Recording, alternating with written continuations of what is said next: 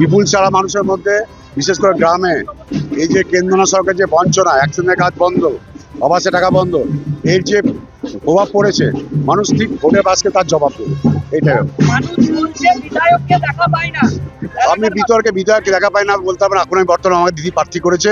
এই যে কেন্দ্র সরকার যে বঞ্চনাগুলো আছে, বিশেষ করে গ্রামে আবাস প্রকল্প বন্ধ, অ্যাকশনের টাকা বন্ধ, তার যে ভোট বাসকে প্রভাব পড়ে সেটা মানুষ বুঝতে পারবে, বিজেপি সেটা বুঝতে পারবে। জগন্নাথ চট্টোপাধ্যায় প্রচার চালাচ্ছেন, সেখানে বলছে যে মানুষের কাছে আমাকে একাধিক অভিযোগ শুনতে হচ্ছে, এলাকার যারা তৃণমূল নেতা যে কিছু কাজ করে। উনি তো ভোটের সময় আসে, আবার ভোটের পর চলে যাবে, ওনার কথা বলতে পারবো না।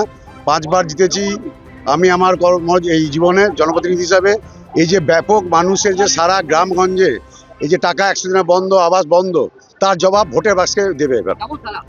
তার বললাম তো, ভোটের বাক্সে দেবে মানে কি, বিজেপি বুঝতে পারবে কিরকম। বিপুল ছাড়া তৃণমূলের সব ভোট পড়বে, খালি জোড়া পড়ে ভোট পড়বে। বললাম ভূমিপুত্র বলে কিছু নাই, আমি ঘরের ছেলে প্লাস ভূমিপুত্র, যারা ভূমিপুত্র পাবেন। দেখা যাচ্ছে কেমন সারা মিলছে। পতাকাগুলো কোথায়? না দেখুন, আপনারা দেখছেন আমরা আজকে সিউড়ি শহরের 6 নম্বর ওয়ার্ডে বেরিয়েছি ডোর টু ডোর প্রচার করতে, এবং এত মানুষের রেসপন্স আপনারা দেখছেন যে মানুষ বেরিয়ে আছে, মানুষ তৈরি হয়ে আছে, এবং এবার পরিবর্তন নিশ্চিত। এবার পদ্ম, এবার বিজেপি, আর এবার সিউড়ি শহর থেকে পদ্ম প্রতিনিধি আমরা বিধানসভায় পাঠাবো। মানুষ তৈরি হয়ে আছে, মানুষ ঠিক করে নিয়েছে পাল্টানো দরকার, চাই বিজেপি সরকার।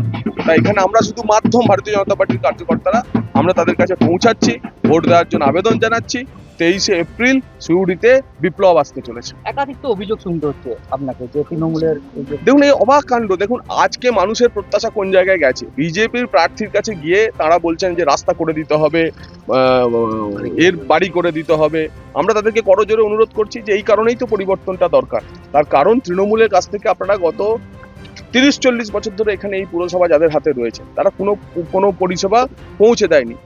তারা আমাদেরকে বলছে যে না দাদা, আপনারা তো আসছেনই, আপনাদের এই সমস্যার সমাধান করে দিতে হবে। আমরা প্রত্যেককে বলছি, মানুষের আশীর্বাদ পেলে, ডবল ইঞ্জিন সরকার প্রতিষ্ঠা হলে সিউড়ি শহর স্মার্ট সিটি হবে, সিউড়ি শহর তার পরিধি বাড়াবে, এবং সিউড়ি হচ্ছে একটি আদর্শ পুরসভা হিসেবে পরিণত করা আমাদের চ্যালেঞ্জ, এবং এই চ্যালেঞ্জ আমরা অ্যাকসেপ্ট নিচ্ছি এবং এটা পূরণ করে ছাড়ব।